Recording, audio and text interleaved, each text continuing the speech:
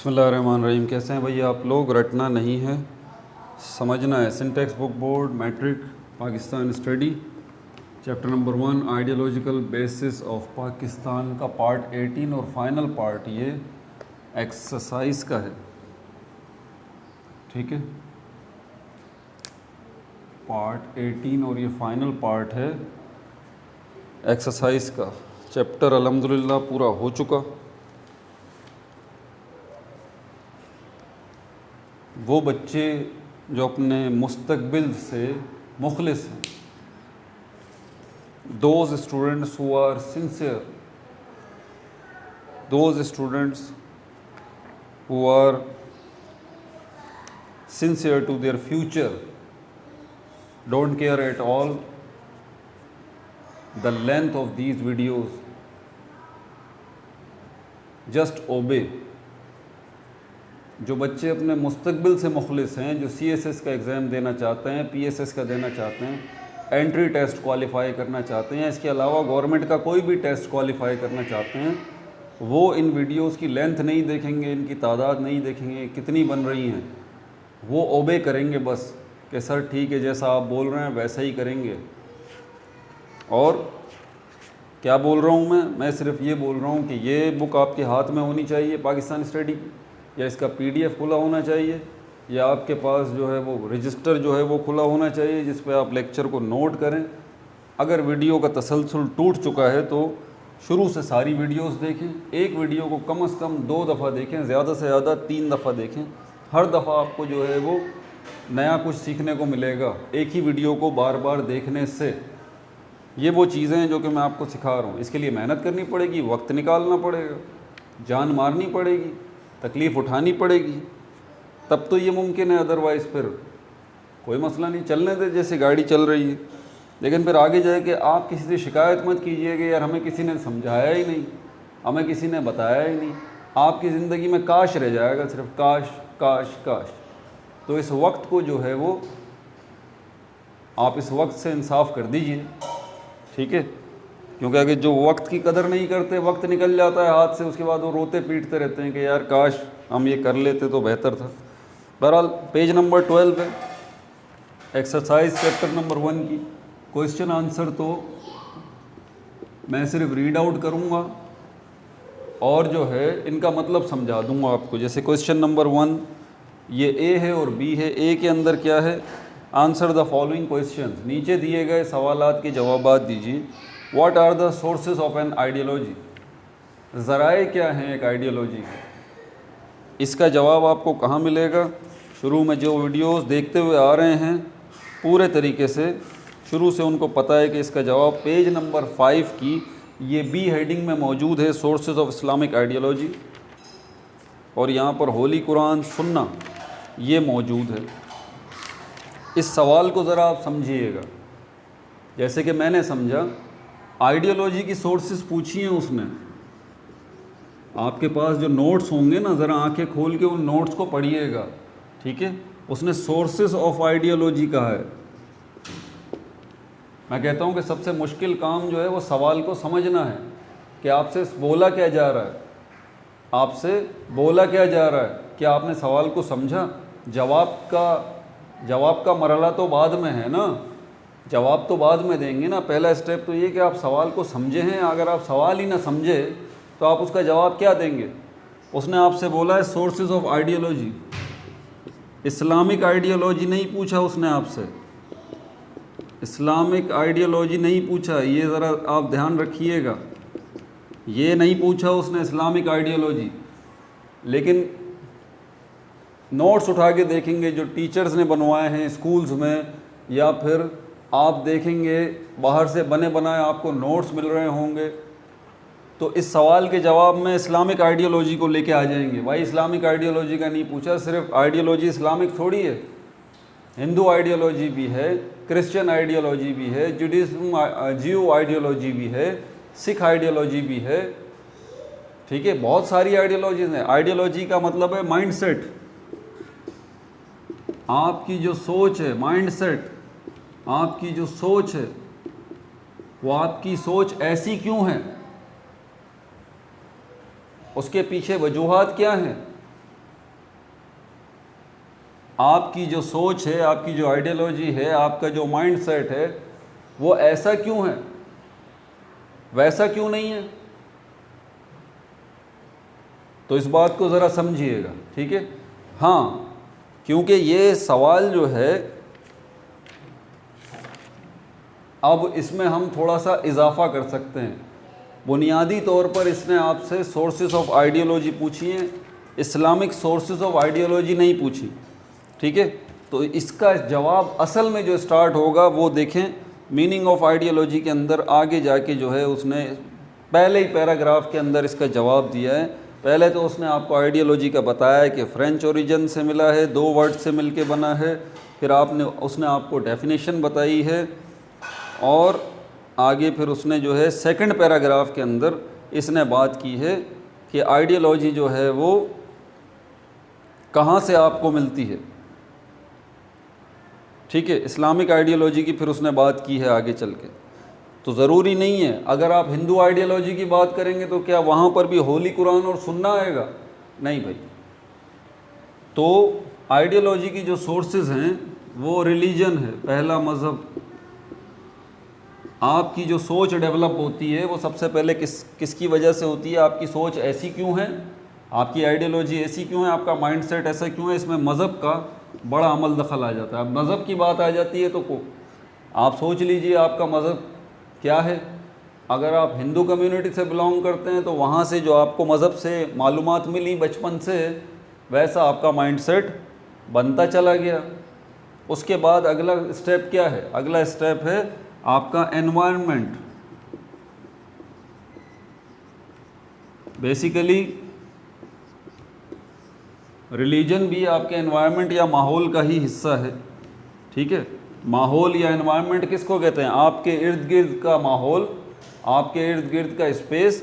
आपके इर्द गिर्द के स्पेस में क्या है? आपके माँ बाप हैं, बहन भाई हैं, दोस्त अहबाब हैं, रिश्तेदार हैं, पड़ोसी हैं, या वो लोग हैं जिनसे आपका लेन देन है, आपके ताल्लुकात हैं। इसके अलावा आपके माहौल में कौन सी चीज़ें आ जाती हैं? बेजान चीज़ें आ जाती हैं। इसके अलावा आपके माहौल में कौन सी चीज़ें आ जाती हैं? सूरज, चाँद, सितारे, सैयारे, ये भी बेजान चीज़ें आ जाती हैं। इसके अलावा आपके एनवायरनमेंट में क्या मौजूद है? आपके एनवायरनमेंट में जो है वो प्लांट्स मौजूद हैं, एनिमल्स मौजूद हैं। ये सब कुछ जब आप देखते हैं, ख़ास तौर पे एनवायरनमेंट के अंदर आपको लोगों से मुताल्लिक एनवायरनमेंट में आपको क्या मिलते हैं? पीपल, लोग मिलते हैं। और लोगों का क्या है, जिसमें इन लोगों में आपके माँ बाप भी शामिल हैं। लोगों से आपको रिलीजन मिलता है, लोगों से आपको जो है वो ट्रेडिशंस मिलते हैं, रिवायात यानी कि रस्म व रिवाज। लोगों से आपको कल्चर मिलता है यानी कि सकाफ़त। ये वो 3 चीज़ें हैं जो कि आपको लोगों से मिलती हैं। इन लोगों में आपके माँ बाप भी हैं, बहन भाई भी हैं, रिश्तेदार भी हैं। ये सारी चीज़ें आपको जो लोगों से मिला, मज़हब, ट्रेडिशंस, रिवायात, कल्चर, सकाफ़त, आपका पहनना, ओढ़ना, उठना, बैठना, बात करना, चलना फिरना, ठीक है, ये सारी की सारी जो है वो आपको किन से मिली? लोगों से मिली, जिनमें आपके माँ बाप भी शामिल हैं। ये लोग कहाँ मौजूद हैं? ये एनवायरनमेंट में मौजूद हैं। तो एनवायरनमेंट से आपको मज़हब भी मिला, आपको ट्रेडिशंस भी मिले, आपको कल्चर भी मिला।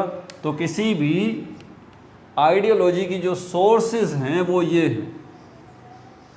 क्लियर हो गई बात? किसी भी आइडियोलॉजी की जो सोर्सेज हैं वो ये हैं। आप मेरी इन बातों को सुन के ही अभी के अभी नोट्स बना सकते हैं खुद, कि सबसे पहले आप जो है वो सोर्सेज ऑफ आइडियोलॉजी की हेडिंग डालें। उसके बाद अगली हेडिंग जो आपके पास आनी चाहिए, इस्लामिक सोर्स ऑफ आइडियोलॉजी क्या है। इस्लामिक सोर्स ऑफ आइडियोलॉजी के अंदर अब बात होती है क्या? द होली कुरान एंड सुन्ना। उसके बाद ट्रेडिशन एंड कल्चरल वैल्यूज़ ये आ जाती हैं। समझ में आ गई बात आपको? ये सवाल नंबर 1 था। आप CSS का एग्ज़ाम दे रहे होंगे ना, ज़रा ध्यान से सुनिए मेरी बात, या कोई भी कॉम्पिटिटिव एग्ज़ाम दे रहे होंगे, वहाँ पर अगर आपसे पूछा जाता है ना कि यहाँ पर जो है वो सोर्सेज ऑफ आइडियोलॉजी बताइए, और आपने स्टार्ट में इस्लामिक सोर्सेज ऑफ आइडियोलॉजी लिख दिया, वो कैंसिल कर देगा। वो बोलेगा इसने सवाल को समझा ही नहीं, इसने सवाल को समझा ही नहीं। भाई इस्लामिक सोर्स ऑफ आइडियोलॉजी थोड़ी ना पूछी है आपसे तो सोर्सेज ऑफ आइडियोलॉजी पूछी हैं, पहले वो बताएं आप। हाँ, फिर उसमें इजाफा करके इस्लामिक सोर्स ऑफ आइडियोलॉजी को एज अ रेफरेंस हवाले के तौर पे या मिसाल के तौर पर आप आगे दे सकते हैं। समझ में आ गई बात।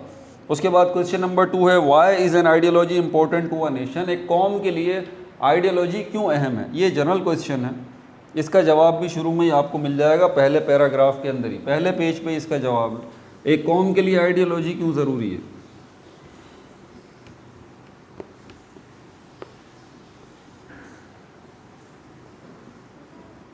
एक कौम के लिए आइडियोलॉजी क्यों ज़रूरी है।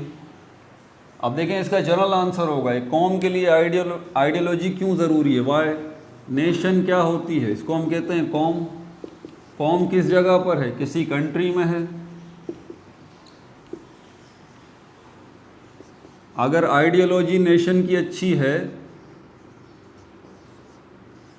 आइडियोलॉजी नेशन की, कौम की अच्छी है, तो उससे क्या होगा, मुल्क अच्छा होगा। अगर आइडियोलॉजी कौम की बुरी होगी तो उससे क्या होगा, मुल्क बुरा होगा। आइडियोलॉजी को इस्तेमाल करते हुए, अच्छी आइडियोलॉजी, अच्छे माइंडसेट या सोच विचार को लेके जो लोग आगे बढ़ेंगे वो क्या करेंगे, वो अच्छे काम करेंगे, गुड वर्क, अच्छे काम करेंगे, वो हार्ड वर्क करेंगे। ठीक है, वो हार्ड वर्क करेंगे। आइडियोलॉजी या सोच अच्छी है तो वो हार्ड वर्क करेंगे, वो पैट्रियोटिक होंगे, वो पैट्रियोटिक होंगे। और क्या है, वो जो है नेशनल इंटरेस्ट को पहले फोकस करेंगे, नेशनल इंटरेस्ट, कौमी मफाद को पहले फोकस करेंगे, पहले प्रेफर करेंगे, पर्सनल इंटरेस्ट को बाद में फोकस करेंगे अगर आइडियोलॉजी अच्छी है नेशन की तो। और अगर वो ऑनेस्ट होंगे, वो कौम जो है वो ऑनेस्ट होगी, ईमानदार होगी, और वो कौम जो है वो कमिटेड होगी, और वो कौम जो है वो मुकम्मल यकीन रखती होगी आइडियोलॉजी के ऊपर, फर्म बिलीव। याद आया आपको। ये देखें, इस तरह से ये जवाब बनेगा, इस तरह से। इस वाई का जवाब कि कौम के लिए आइडियोलॉजी क्यों ज़रूरी है, तो इसका जवाब ये है कि अगर आइडियोलॉजी अच्छी होगी कौम की तो मुल्क तरक्की करेगा, वहाँ के लोग हार्ड वर्किंग होंगे, वहाँ के लोग पैट्रियोटिक होंगे, वहाँ के लोग नेशनल इंटरेस्ट को प्रेफर करेंगे, पर्सनल इंटरेस्ट को जो है वो बाद में देखेंगे, वहाँ के लोग ऑनेस्ट होंगे, कमिटेड होंगे, और फर्म बिलीव होगा उनका अपनी आइडियोलॉजी के ऊपर। ये इसका जवाब आपको कहाँ से मिलेगा, इसका जवाब पेज नंबर 11 पे ये मौजूद है, आइडियोलॉजी एंड नेशनल कैरेक्टर। यहाँ से इसका जवाब मिलेगा। देख रहे हैं किसका जवाब कहाँ पड़ा हुआ है। अब ज़रा नोट्स उठाएं, ज़रा आपके पास नोट्स होंगे, ज़रा नोट्स खोलिए और इस सवाल का जवाब देखिए। आपको अजीब ही दास्तानें मिलेंगी वहाँ पर, अजीब ही दास्तानें मिलेंगी। बदकिस्मती से स्कूलों के अंदर पढ़ाने वाले टीचर्स जो हैं ना, वो सवाल सही तरह पिक नहीं करते, उसके हिसाब से वो जवाब बना देते हैं। ट्यूशन्स के अंदर जवाब बना दिया जाता है, बच्चों बेचारों को क्या पता क्या पढ़ा रहे हैं क्या नहीं पढ़ा रहे, बस चल रहा है मामला। इसी तरह ये आगे चले जाते हैं। नोट्स तो आगे जो चेक करने वाले बैठे हुए हैं वो भी ऐसे ही हैं, जो चेकर हैं बदकिस्मती से वो भी ऐसे ही हैं। क्या जवाब है और क्या सवाल आया है कोई इसके ऊपर तहकीक नहीं करता, बस चल जाता है, भरा हुआ है भाई जवाब, पेपर भरा हुआ है, चलो ठीक है, बेहतरीन हो गया। इसका नुकसान कहाँ होता है, यही बैड हैबिट्स लेके आप जब आगे चलते हैं, जब एंट्री टेस्ट में बैठते हैं, सीएसएस के एग्ज़ाम में बैठते हैं, गवर्नमेंट के किसी टेस्ट में बैठते हैं, वहाँ पर सवालात आपकी समझ में नहीं आते। आपसे कुछ पूछा जा रहा होता है, जवाब कुछ दे रहे होते हैं, नतीजा क्या निकलता है, फिर आप चिल्लाते हैं कि यार हमारे साथ तो बेईमानी हो गई, हमारे साथ तो गलत हो गया, हमने तो इतना सब कुछ लिख दिया था, ये क्या हो गया। भाई यही होगा, इसलिए ज़रा ध्यान लगाइए। क्वेश्चन नंबर 3 बोल रहा है मेंशन। मेंशन का मतलब ये होता है जिक्र करना, तज़करा करना। यहाँ पर मेंशन का मतलब है जिक्र करना, जिक्र करना या तज़करा करना या बातें करना, आसान लफ्ज़ों में बातें करना, ये मेंशन वर्ड का मतलब है। मेंशन किसके बारे में बातें करें भाई, the principles of democracy in Islam. ये बिल्कुल सीधा सवाल है। इस्लाम में जमहूरियत के क्या उसूल हैं, इस्लाम में जमहूरियत को किस मायनों में लिया जाता है, ये आपसे पूछा गया है। तो इसका जवाब आपको कहाँ मिलेगा? पेज नंबर 8 पे मिलेगा। इस पे वीडियोस मैं बना चुका हूँ, पिछली वीडियोस देख लें तो वीडियो नंबर 18 है, principles of democracy in Islam, justice, equality, fraternity, tolerance. ठीक है भाई, अगला क्वेश्चन जो है, what is the role of ideology in building national character? Ideology का क्या किरदार है नेशनल कैरेक्टर को बिल्ड करने में? कौमी किरदार की तामीर में आइडियोलॉजी का क्या किरदार है? इसका जवाब भी ये रहा। क्या रहा? Ideology and national character. यहाँ पेज नंबर 11 और 12 पे मौजूद है। अब आप बोलेंगे सर ये क्वेश्चन नंबर 2 जो आपने बताया इम्पोर्टेंट टू अ नेशन, और ये जो क्वेश्चन नंबर 4 है ये तो फिर एक ही जैसे हो गए। भाई ज़रा बात को थोड़ा सा समझिए। क्वेश्चन नंबर 2 में बोल रहा है कि इम्पोर्टेंट, आइडियोलॉजी एक नेशन के लिए इम्पोर्टेंट क्यों है? अभी मैंने प्रूफ किया है क्यों इम्पोर्टेंट है, लिखा है ना मैंने। आइडियोलॉजी अगर अच्छी है एक नेशन की तो कौम तरक्की करेगी, मुल्क तरक्की करेगा, लोग हार्ड वर्किंग होंगे, पैट्रियोटिक होंगे, ये सारी चीज़ें होंगी। तो इसके ये इन सारी चीज़ों की ये किस वजह से हैं? सारी चीज़ें आइडियोलॉजी की वजह से। तो आइडियोलॉजी की अहमियत हुई ना, बात समझ आई। इसी को वो दूसरे तरीके से बोल रहा है कि कौमी किरदार के अंदर आइडियोलॉजी का, कौमी किरदार की तामीर में आइडियोलॉजी का क्या किरदार है। रोल का मतलब किरदार, रोल का मतलब किरदार, क्या किरदार है?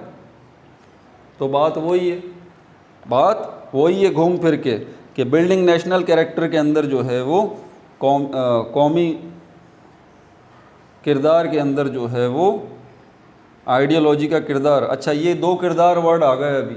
एक तो ये कैरेक्टर है, इसका मतलब भी किरदार होता है, इसको आसान कर लें तो चाल चलन, ठीक है, बिहेवियर, बर्ताव। और रोल का क्या मतलब है? इसका मतलब भी किरदार ही होता है। जैसे कि ड्रामा वगैरह इनमें कोई रोल दे दिया जाता है, भाई आपका रोल जो है डाकू का है, आपका रोल जो है वो हीरो का है। समझ में आ गई बात? क्वेश्चन नंबर 5 में बोल रहा है outline the statements of Quaid-e Azam on the ideology of Pakistan. यहाँ पर क्लियरली उन्होंने क्या बात बोली है? Outline the statements of Quaid-e आज़म। अब आपको दूसरी डिटेल्स में जाने की ज़रूरत नहीं है, उन सवाल, उन जगहों को निकाल लीजिए जो इन्वर्टेड कॉमाज में है। पेज नंबर 10 से ये शुरू हो रहा है, यहाँ पर देखें इन्वर्टेड कॉमाज आ जाता है, आवर डिमांड फॉर पाकिस्तान, ये आ गया। इसमें थोड़ी सी तफसील आपको बतानी पड़ेगी कि बैकग्राउंड क्या था, कायदे आज़म ने जो है वो ये बातें की। तो ये तो एक स्टेटमेंट उन्होंने ख़ास तौर पे बोला है, बयानात जो हैं कायदे आज़म के वो बताइए। तो पहला बयान इन्वर्टेड कॉमा में देख लीजिए, पेज नंबर 10 पे सेकंड लास्ट लाइन से शुरू हो रहा है, पेज नंबर 11 तक जा रहा है। दूसरा बयान, दूसरी स्टेटमेंट जो है ये इसी के नीचे शुरू हो रही है, Hinduism and Islam are not merely, यहाँ से दूसरे स्टेटमेंट शुरू हो रही है। तीसरी स्टेटमेंट जो है वो नीचे इसके बाद आ रही है, India had never been a single country, ये तीसरी स्टेटमेंट। चौथी स्टेटमेंट जो है वो आखिर में है, Pakistan had come into being the day, ये चौथी स्टेटमेंट आ गई। तो ये स्टेटमेंट ही अगर आप लिखेंगे, ये प्रिंट हुआ हुआ है यहाँ पे, जब आप हाथ से लिखेंगे तो ये स्टेटमेंट लिखते लिखते ही आपके 2 पेजेस कवर हो जाएंगे, ठीक है। उसके बाद briefly describe Allama Iqbal's views on the ideology of Pakistan. Briefly का क्या मतलब है? मुख्तसरन या इन शॉर्ट, मुख्तसर बताइए।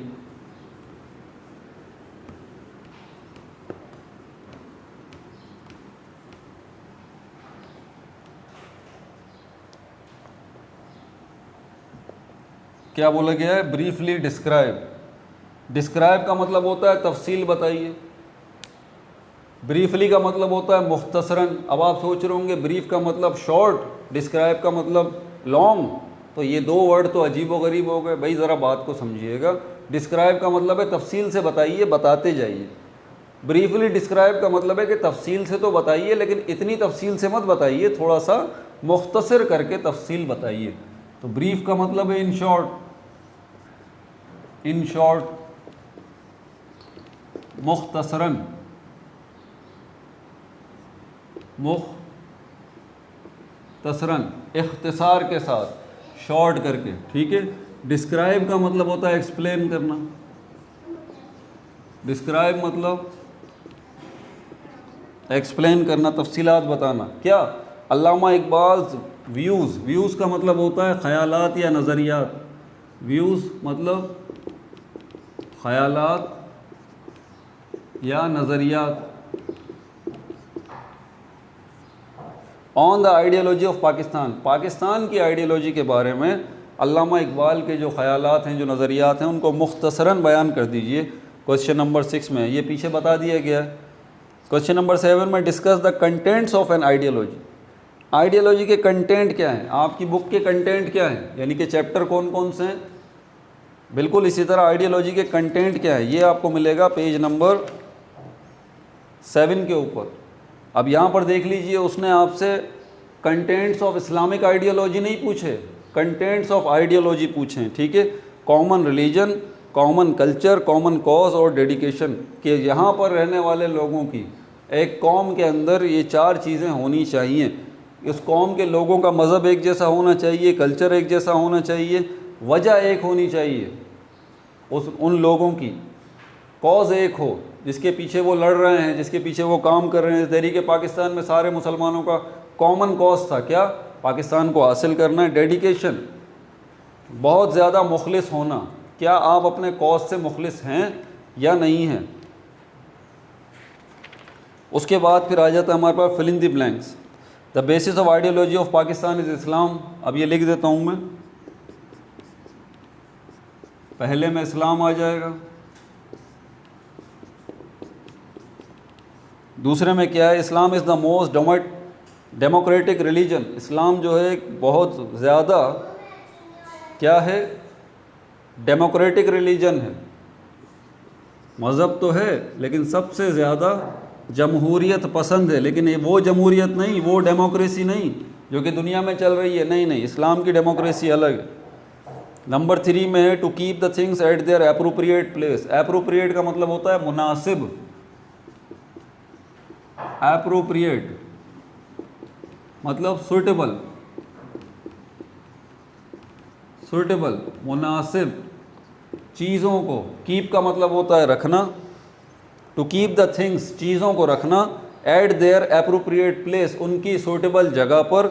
इसको क्या कहा जाता है, इस कॉल्ड जस्टिस, इंसाफ। ठीक है भाई। नंबर 4 पे देख लीजिए क्या बात हो रही है। अल्लामा इकबाल स्टेटेड मतलब स्टेटमेंट से निकला है, स्टेट मतलब बयान देना, बोलना।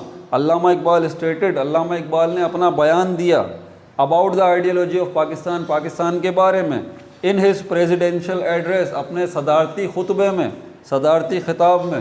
किस जगह पर, एट इलाहाबाद। किस सन में, इन 1930। इलाहाबाद, एक ये हो गया। दूसरा 1930 में, यानी कि अपने इंतकाल से 8 साल पहले। उसके बाद है नंबर 5 पे, कायदे आज़म सेड दैट, कायदे आज़म ने कहा था कि, ये दैट का मतलब है कि Islam and Hinduism are the 2 separate social system.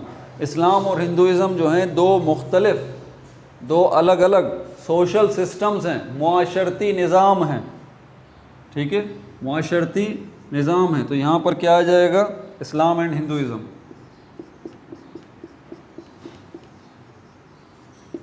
Islam and Hinduism. ठीक है भाई। नंबर 6 पे देखते हैं क्या है। The basis of faith is unicity of Allah and prophethood of last prophet Muhammad सल्लल्लाहु अलैहि वसल्लम। द बेसिस ऑफ फेथ, आपके ईमान की बुनियाद क्या है। फेथ का मतलब ईमान, फेथ मतलब ईमान। आपके ईमान की बुनियाद क्या है, एक मुसलमान के ईमान की बुनियाद क्या है। बेसिस मतलब बुनियाद, फेथ मतलब ईमान। फेथ मतलब ईमान या यकीन। 2 चीज़ों के ऊपर आपका फेथ होना चाहिए एक मुसलमान का। सबसे पहले क्या, यूनिसिटी ऑफ अल्लाह, वहदानियत। यूनिसिटी मतलब वहदानियत, यूनिसिटी मतलब वहदानियत। वहदानियत वर्ड अहद से निकला है। अहद किससे निकला है, वाहिद से निकला है। वाहिद का मतलब अकेला। यूनिसिटी ऑफ अल्लाह मतलब अल्लाह अकेला है, पहली चीज़ ये। दूसरी चीज़, and prophethood of last prophet. Prophethood नबूवत पर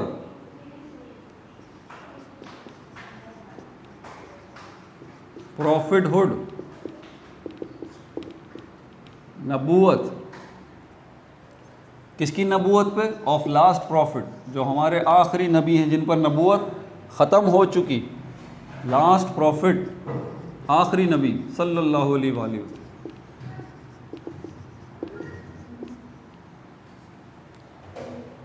ये कौन सा था हमारे पास? 6 था ये। 7 देख लें, फ्रेटर्निटी मीन्स ब्रदरहुड, इसको हम कहते हैं भाईचारा। तो यहाँ पर क्या आएगा? ब्रदरहुड, भाईचारा। 8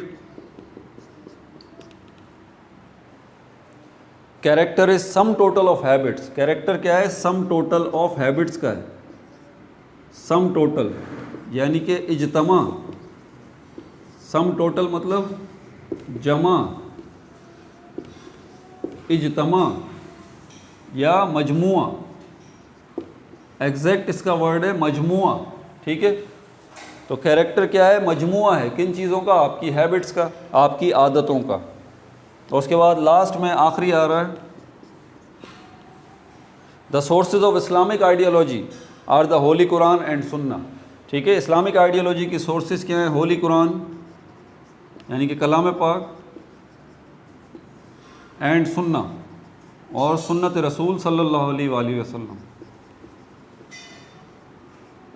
ठीक है भाई। अपना बहुत ज़्यादा ख्याल रखिएगा। चैप्टर नंबर 2 शुरू करेंगे इंशाल्लाह, मेकिंग ऑफ पाकिस्तान। बड़ी वीडियोस बनेंगी, ज़्यादा वीडियोस बनेंगी इसके ऊपर। अगर आप रट्टे लगाने वाले नहीं हैं, समझने वाले हैं, अपने मुस्तकबिल से सिंसियर हैं, तो आप मुझे ज्वाइन करके रखेंगे और ज़्यादा से ज़्यादा इन वीडियोस को शेयर करेंगे, ठीक है भाई। अपना बहुत ज़्यादा ख्याल रखिएगा। No like no subscribe, only share.